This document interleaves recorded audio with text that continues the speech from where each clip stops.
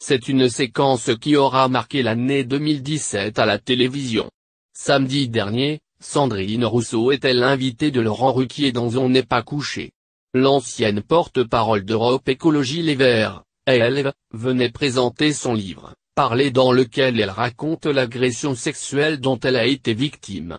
Sauf que son discours n'a pas du tout plu à Christine Angot, elle-même victime d'une agression sexuelle dans sa jeunesse. La chroniqueuse donc n'a pas hésité à faire valoir son point de vue mais a surtout tenté de tourner en ridicule Sandrine Rousseau.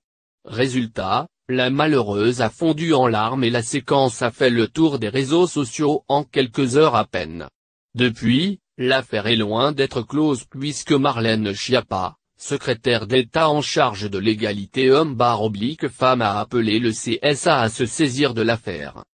Ce mercredi, pour la première fois depuis son altercation avec Christine Angot, Sandrine Rousseau a pris la parole.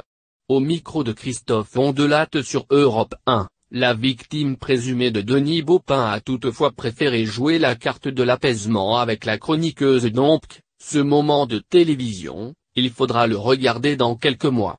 Il dit la difficulté qu'ont les femmes à parler, il dit aussi toute la violence que sont les violences sexuelles et à quel point il y a une forme d'incompréhension, a-t-elle déclaré avant de confirmer le caractère avant tout privé des agressions sexuelles. Simplement il y a des déterminants sociaux dans ces harcèlements sexuels.